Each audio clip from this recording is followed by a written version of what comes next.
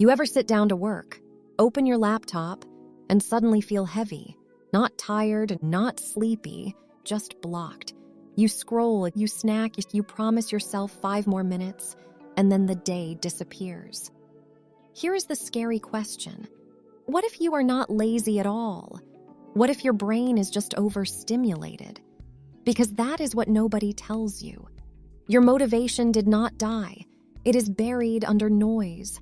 And once you see the system that caused it, fixing it becomes almost unfairly easy. Let me explain. A few years ago, lazy meant something specific. Someone who did not want to try, did not care, did not push. But look at your life. You wake up to notifications. You juggle schoolwork side hustles. Your phone shows you 10 different lives before breakfast. Everyone is productive. Everyone is winning. Everyone is locked in. Your brain never gets silence. So when it is time to focus, your nervous system is not unmotivated. It is overwhelmed. And here is the first uncomfortable truth. An overstimulated brain feels exactly like laziness. Low energy, avoidance, procrastination, that weird guilt where you know what to do, but cannot start. But stay with me because the reason matters. Your brain has 2 main modes. One for input, one for output. Input is scrolling, watching, consuming, reacting. Output is thinking, creating, studying, doing hard things. The problem: most of us live in permanent input mode. TikTok, YouTube, group chats, music, background noise, constant dopamine spikes. So when you ask your brain to switch to output, it rebels. Not because it is weak, because it is full. Think about it like eating. If you snack all day, real meals do not feel appealing. Same with focus.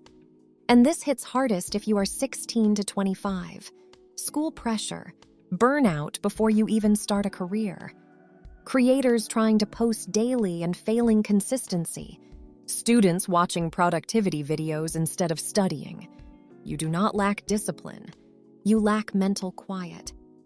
Now here is the part that changes everything. You do not fix this with more motivation. You fix it by reducing stimulation before you work. And no, I do not mean deleting all your apps and moving to a forest. I mean using a system that resets your brain on purpose. But before I give it to you, one more thing you need to hear.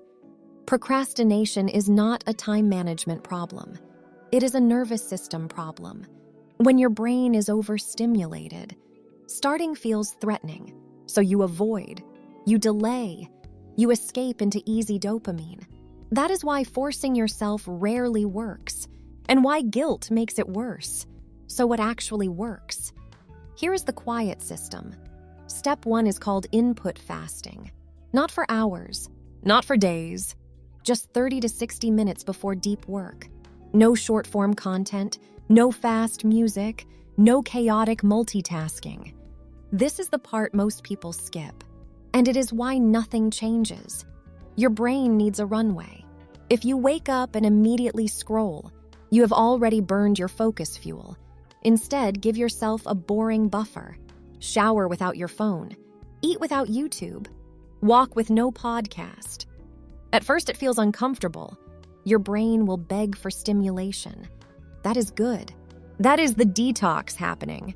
And right when you want to quit, something clicks. Your thoughts slow down. Ideas surface. Tasks feel less heavy. Which leads to step 2, lower the starting bar. When your brain is overstimulated, big goals feel impossible. Study for 2 hours is terrifying. Edit the whole video feels painful. Fix my life is a joke. So do not aim big, aim tiny. Open the document. Write 1 sentence. Solve 1 problem. Set a 5-minute timer, not to finish, just to begin. Because once you start in a quieter state, momentum shows up naturally. And here is the micro cliffhanger most people miss. Motivation does not come before action.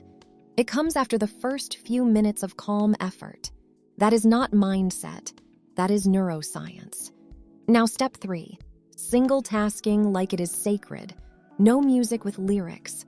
No tab hopping, no I will just check one thing. Every switch costs energy. And when you are already overstimulated, those switches destroy focus. So create friction, phone in another room, tabs closed, one task visible. It will feel slow at first, then suddenly faster than ever, because your brain finally knows what matters. Now let us talk about burnout. Burnout is not from doing too much. It is from never fully disconnecting. If your breaks are just more stimulation, your brain never recovers. So step 4 is real recovery. Low stimulation rest. Lying on your bed doing nothing. Walking outside without headphones. Staring out a window like it sounds useless. It feels unproductive. Which is exactly why it works. This is when your brain resets. This is when creativity returns. This is when energy rebuilds. And yes, it is uncomfortable at first, but discomfort here equals clarity later. Now here is where everything comes together. When you reduce stimulation, starting becomes easier. When starting becomes easier, consistency improves. When consistency improves, confidence returns. And suddenly you are not asking, "What is wrong with me?" You are thinking, "Oh, this is what focus feels like." That's the relief moment. But let me add one final twist.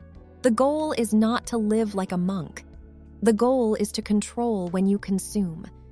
Create first, consume later. Output before input, even 20 minutes. Especially if you are a student, a creator, or someone trying to build something quietly. That order alone can change your life. So tonight, try this. No scrolling for 30 minutes before your most important task. Start stupidly small. One focus block. One calm effort. Do not chase motivation. Create silence. Because you are not lazy. You are overstimulated. And once you learn to quiet the noise, your drive comes back fast. If this hit you, do not ignore it. Try it tonight. And if you want to level up your focus, consistency, and mental clarity together, stick around. We are building something better.